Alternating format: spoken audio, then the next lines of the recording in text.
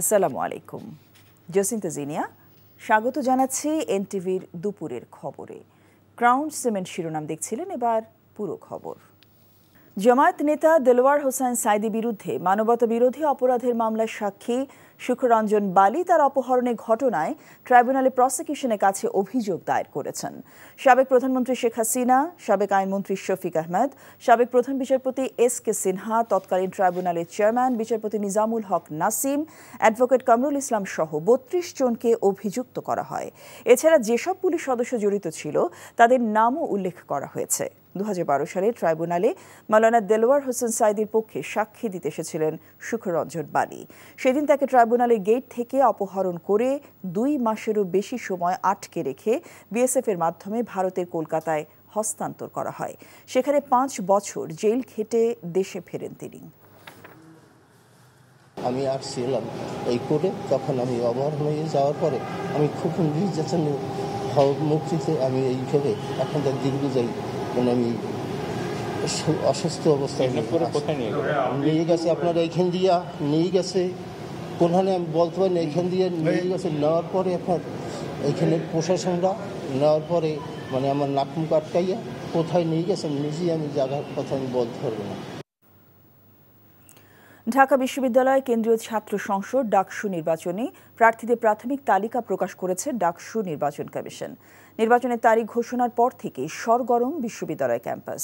এবারে ডাকসু নির্বাচনে কেন্দ্রীয় সংসদের মোট 28টি পদের জন্য 509 জন প্রার্থী মনোনয়নপত্র জমা দিয়েছেন। অন্যদিকে হল সংসদের 13টি পদের বিপরীতে মনোনয়নপত্র জমা পড়েছে 1109 জনের। প্রাথমিক যাচাই বাছাই শেষে চূড়ান্ত প্রার্থী তালিকা প্রকাশ করা হবে আগামী 26 অগস্ট। এই দিনে নির্বাচনকে কেন্দ্র করে বিশ্ববিদ্যালয় ক্যাম্পাসে বিভিন্ন ছাত্র সংগঠনের নেতাকর্মীরা নিজেদের অবস্থানকে শক্তিশালী করতে প্রচার অব্যাহত রেখেছে।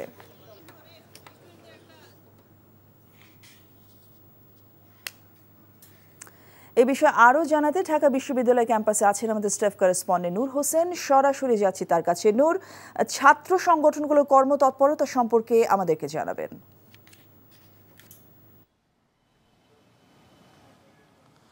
জসিন্তা, তার আগে একটু বলে রাখি, প্রার্থী তালিকা যেটি প্রকাশ করার কথা ছিল সেটি এখনও প্রকাশ করতে পারেনি নির্বাচন কমিশন। নির্বাচন কমিশন বলছে এবার অনেক বেশি প্রার্থী থাকার কারণে তারা বিকেল 5টায় তাদের যেই নির্বাচনে যারা মনোনয়নপত্র যারা জমা দিয়েছেন, প্রার্থী হয়েছেন, তাদের যে তালিকা, খসড়ার তালিকা, সেটি বিকেল 5টায় আনুষ্ঠানিকভাবে প্রকাশ করবেন এবং সেটি আমাদের সঙ্গে জানাবেন। ছাত্র সংগঠনগুলো এরই মধ্যে তাদের যেই প্যানেল, সেই প্যানেল চূড়ান্ত করেছেন এবং তাদের যে অভ্যন্তরীণ বৈঠক নির্বাচনকে নিয়ে তাদের যে সামগ্রিক পরিকল্পনা, সেই পরিকল্পনার কাজ করছেন এবং কিছুক্ষণের মধ্যেই বড় যে ছাত্র সংগঠনগুলোর প্যানেল রয়েছে, ছাত্র দলের প্যানেলের যিনি ভিপি প্রার্থী রয়েছেন আবিদুল ইসলাম খান, তিনি কিছুক্ষণের মধ্যে হয়তো ক্যাম্পাসে আসবেন। মধুর ক্যান্টিন সহ আশপাশের এলাকায় ভোটার সহ অন্যান্য শিক্ষার্থীদের সঙ্গে হয়তো কথা বলবেন, গণমাধ্যমের সঙ্গে কথা বলবেন, এরকমটা আমরা জানতে পেরেছি। এছাড়া ছাত্র শিবির প্যানেলের যিনি ভিপি রয়েছেন তিনিও কিছুক্ষণের মধ্যে ক্যাম্পাসে আসবেন, এমনটা আমরা জানতে পেরেছি। তিনিও শিক্ষার্থী সহ গণমাধ্যম কর্মীদের সঙ্গে কথা বলবেন। এছাড়া স্বতন্ত্রভাবে যিনি ভিপি নির্বাচন করছেন উমামা ফাতেমা, তার যে প্যানেল সেটি কিন্তু এখন আমরা পূর্ণাঙ্গ জানতে পারিনি। সেই পূর্ণাঙ্গ প্যানেলটিও তিনি জানাবেন বিকেল 3টায় মধুর ক্যান্টিনে আনুষ্ঠানিকভাবে সংবাদ সম্মেলন করে সেটি জানাবার কথা রয়েছে। তিনিও আসবেন ক্যাম্পাসে, শিক্ষার্থী এবং গণমাধ্যমের সঙ্গে কথা বলবেন। এছাড়া ছাত্র সংগঠনগুলোর যে নির্বাচন কেন্দ্রিক অথবা প্রার্থীদের যে নির্বাচন কেন্দ্রিক আনুষ্ঠানিক প্রচারণা, সেটি কিন্তু এখন করার সময় আসেনি। যখন প্রার্থী তালিকা চূড়ান্ত করা হবে, 26 আগস্ট যখন চূড়ান্ত প্রার্থী তালিকা প্রকাশ করা হবে, তারপরেই ভোটারদের কাছে তারা যেতে পারবেন, ক্যাম্পেইন করতে পারবেন, প্রচারণা চালাতে পারবেন, তারা যে নির্বাচনী অন্যান্য লিফলেট বিতরণ থেকে শুরু করে যে কাজগুলো রয়েছে সেগুলো করতে পারবেন। তার আগে এই ধরনের কাজে যদি কেউ জড়ান সেটি আচরণবিধির লঙ্ঘন হবে। নির্বাচন কমিশনারের পক্ষ থেকে বলা হয়েছে কেউ যদি আচরণবিধি লঙ্ঘন করেন সেক্ষেত্রে তাদের বিরুদ্ধে ব্যবস্থা গ্রহণ করা হবে। জসিন্তা, জানছিলাম আসন্ন ডাকসু নির্বাচনের খবর। প্রধান উপদেষ্টা অধ্যাপক মোহাম্মদ ইউনূসের সভাপতিত্বে উপদেষ্টা পরিষদের 36তম বৈঠক অনুষ্ঠিত হয়েছে। আজ প্রধান উপদেষ্টা কার্যালয়ে বৈঠকটি অনুষ্ঠিত হয়। প্রধান উপদেষ্টা প্রেস উইং থেকে পাঠানো এক বার্তায় জানানো হয়, সভায় স্থানীয় সরকার অধ্যাদেশ 2025-এর খসড়া নীতিগত ও চূড়ান্ত অনুমোদন দেওয়া হয়েছে। এছাড়া লেজিসলেটিভ ও সংসদ বিষয়ক বিভাগের ভেটিং সাপেক্ষে স্থানীয় সরকার অধ্যাদেশ 2025 সিটি কর্পোরেশনের দ্বিতীয় সংশোধনের খসড়া চূড়ান্ত অনুমোদন দেওয়া হয়েছে।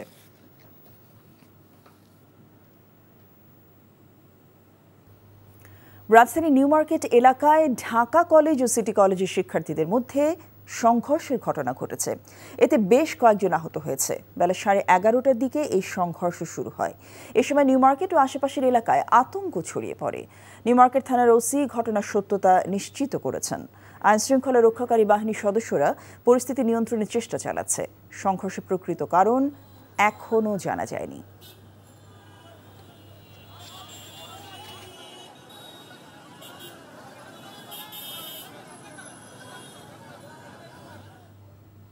রাজধানী সায়েন্স ল্যাব মোড়ে ঢাকা কলেজ ও সিটি কলেজের শিক্ষার্থীদের মধ্যে সংঘর্ষ হয়েছে, যেটি আপনারা ইতিমধ্যে জানতে পেরেছেন। সেখানে রয়েছেন আমাদের সিনিয়র করেসপন্ডেন্ট আপেল শাহরিয়ার। সরাসরি যাচ্ছি তার কাছে। আপেল, কি নিয়ে সংঘর্ষ এবং এখন কি পরিস্থিতি সে বিষয়ে আমাদেরকে জানাবেন। সিটি কলেজ ও ঢাকা কলেজের মধ্যে সকাল থেকে কয়েক দফায় সংঘর্ষ হয়েছে। এখন পরিস্থিতি কিছুটা নিয়ন্ত্রণে, আবার কিছুক্ষণেই দেখলাম যে একটু উত্তপ্ত পরিস্থিতি তৈরি হয়েছে। মূলত সিটি কলেজের শিক্ষার্থী এবং ঢাকা কলেজের শিক্ষার্থীদেরকে পুলিশ কিছুক্ষণ আগেই মাঝে মধ্যে সরিয়ে দিচ্ছে, অনেকটাই তাদেরকে সরিয়ে দেওয়া হয়েছে। সরিয়ে দিলেও তারা তাদের ক্যাম্পাসের সামনেই তারা অবস্থান করছে এবং প্রায় 3 ঘন্টা যে এই যে ব্যস্ততম এই সড়কটি বন্ধ থাকার পর কিছুক্ষণ আগেই এটি আসলে যান চলাচলের জন্য সুযোগ করে দেওয়া হয়েছে। তবে একটু আপনি সাউন্ড গ্রেনেড একটা শব্দ শুনলেন। মূলত হচ্ছে এখন আবার নতুন করে সিটি কলেজের শিক্ষার্থীরা জড়ো হয়ে তারা ঢাকা কলেজের দিকে আসার চেষ্টা করছে। এক্ষেত্রে পুলিশ তাদেরকে আসলে ছত্রভঙ্গ করে দেওয়ার চেষ্টা করছে এবং তারা এখন ওই পাশেই রয়েছে। এবং মূলত কী কারণে এই সংঘর্ষের সূত্রপাত সেটি হচ্ছে গত 19 তারিখে সিটি কলেজের শিক্ষার্থীরা ঢাকা কলেজের দিকে যখন যাচ্ছিল তখন সেখানকার কজন শিক্ষার্থী তাদেরকে আটক করে এবং ওই সময়টা তাদেরকে আটক করে মারধর করা হয় এবং তাদের আইডি কার্ড ছিনিয়ে নেওয়া হয়।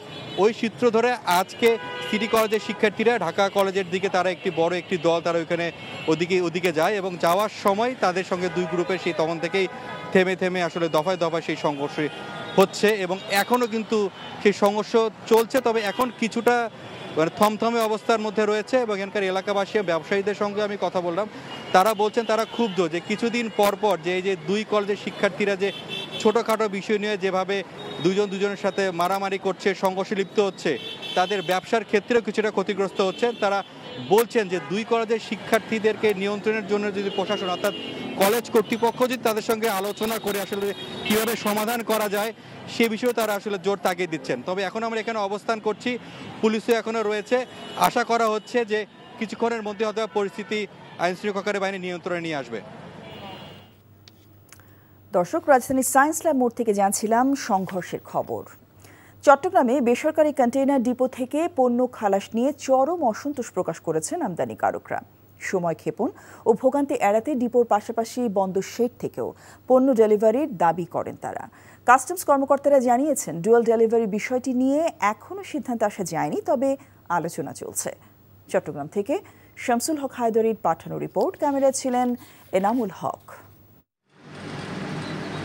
চট্টগ্রাম বন্দরে প্রতিদিন গড়ে আমদানি হয় 5000 পণ্য ভর্তি কন্টেইনার। এসব কন্টেইনারে সহস্রাধিক আমদানি পণ্যের মধ্যে 65 ধরনের পণ্যের কন্টেইনার খালাসের জন্য পাঠিয়ে দেওয়া হয় বেসরকারি ডিপোতে। কিছু কন্টেইনার ডিপোতে চলে গেলেও বাকি কন্টেইনার থেকে যায় বন্দর জেটিতে। ফলে পণ্য খালাস বিলম্বিত হওয়ার পাশাপাশি ভোগান্তি পোহাতে হয় আমদানিকারকদের। আমরা এটা বারবার তাগাদা দিচ্ছি যে ডুয়েল ডেলিভারিটা চালু রাখার জন্য, এবং ডুয়েল ডেলিভারি চালু রাখার জন্য একটা মিটিং ইতিমধ্যে সাকসেসফুল মিটিং হয়ে গেছে এবং এই সাকসেসফুল মিটিংয়ের ফলপ্রসূ আলোচনাটা এটা কমিশনার মহোদয়ের টেবিলে আছে। উনি যদি সিদ্ধান্ত দেন তাহলে পজিটিভলি সেটা আমরা অনুমতিটা পেয়ে যাব। চট্টগ্রাম বন্দরের বিভিন্ন ইয়ার্ড ও টার্মিনালে 20 ফুট দৈর্ঘ্যের কন্টেইনার রাখার সুযোগ আছে 53,000-এরও কিছু বেশি। এসবের মধ্যে খালি কন্টেইনার, নিলাম ও ধ্বংসযোগ্য কন্টেইনার অনেক জায়গা দখল করে আছে বলে অভিযোগ ডিপো মালিকদের। বন্দরের অভ্যন্তর থেকে যত ডেলিভারি কম হয় তত বন্দরের অভ্যন্তরে আমাদের কার্যক্রম পরিচালনা করা সহজ। এই পরিস্থিতিতে আমরা মনে করি যদি ডুয়েল ডেলিভারি দেওয়ার কারণে আমদানিকারকদের আর্থিক সাশ্রয় হয় বা আমদানিকারকরা তাদের আমদানি পণ্য ডেলিভারি নিতে সুবিধা হয়, তাহলে ডুয়েল ডেলিভারি দিতে আমার মনে হয় আমাদের দিক থেকে কোনো আপত্তি নেই। বিষয়টি নিয়ে আলোচনা চলছে বলে জানান এই কাস্টমস কর্মকর্তা। আমাদের চট্টগ্রাম বন্দর কর্তৃপক্ষের চেয়ারম্যান মহোদয় একটি সভা আহ্বান করেছেন, তো আশা করি সবার মাধ্যমে একটা ফলপ্রসূ সিদ্ধান্ত আমরা নিতে পারবো বলে আশা করছি।